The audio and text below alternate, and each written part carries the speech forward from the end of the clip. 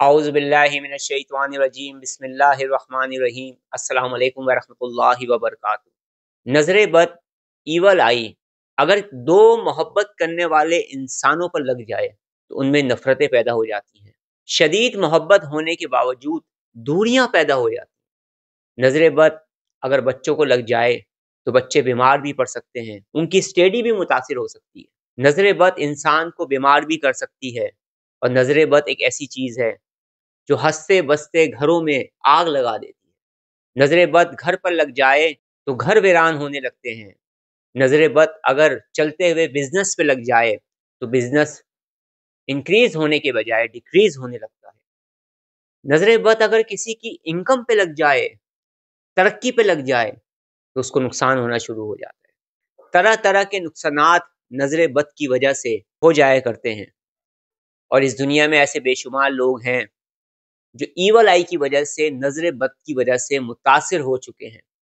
बेशुमार लोग ऐसे हैं कि जब उनका मैंने ट्रीटमेंट किया, उनकी जब मैंने स्कैनिंग की तो पता चला कि शदीद नजर बद है और उस नजर बद की वजह से मैरिज में प्रॉब्लम हो रही है, शादी में प्रॉब्लम हो रही है और इस नेगेटिविटी की वजह से अगर वो बाहर जाना चाह रहे हैं तो बैरून मुल्क जाने में प्रॉब्लम हो रही है। बेशुमार लोग अपनी जिंदगी में ऐसे देख चुका हूं कि उनको हर काम में रुकावट होती है। बाज मरतबा ऐसा भी होता है कि इंसान पर जादू नहीं होता, ब्लैक मैजिक नहीं होता, मगर किसी और तरह की निगेटिविटी होती है जिसमें एक नजर बद ईवल आई भी है। आज मैं आपको एक गिलास पानी से ईवल आई को रिमूव करने का तरीका बताऊंगा। नजर बद किसी इंसान की हो या किसी शयातीन जिन्नात में से किसी की, वो रिमूव हो जाएगी। वैसे तो नजर बद को ख़त्म करने के बेशुमार तरीके हैं जो आगे जाकर भी मैं आपको बताऊंगा, क्योंकि नज़र इंसान की भी लगती है और नज़र शयातीन जिन्नात की भी लगती है।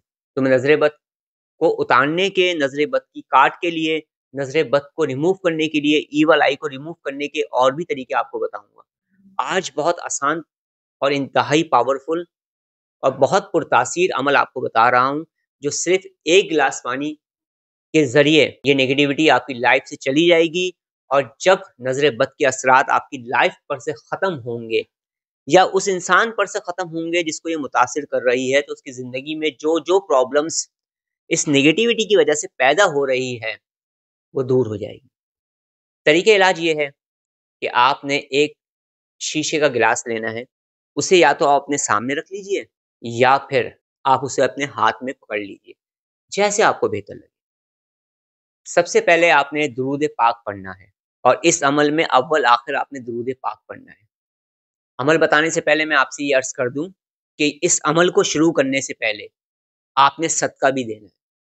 तो सबसे पहले आप अव्वल आखिर दुरूद पाक पढ़ेंगे, उसके बाद एक मरतबा सूरह फातिहा पढ़ेंगे, एक मरतबा सूरह फलक सूरह नास पढ़ेंगे, एक मरतबा सूरह कुरैश पढ़ेंगे और आखिर में आप 21 टाइम सूरह बकरा की आखिरी 2 आयत को पढ़कर इस पानी के एक गिलास पर दम कर लेंगे और खुद पर दम कर लेंगे और आखिर में एक मरतबा फिर आप दुरूद पाक पढ़ेंगे और अपने मकसद के लिए आप दुआ करेंगे।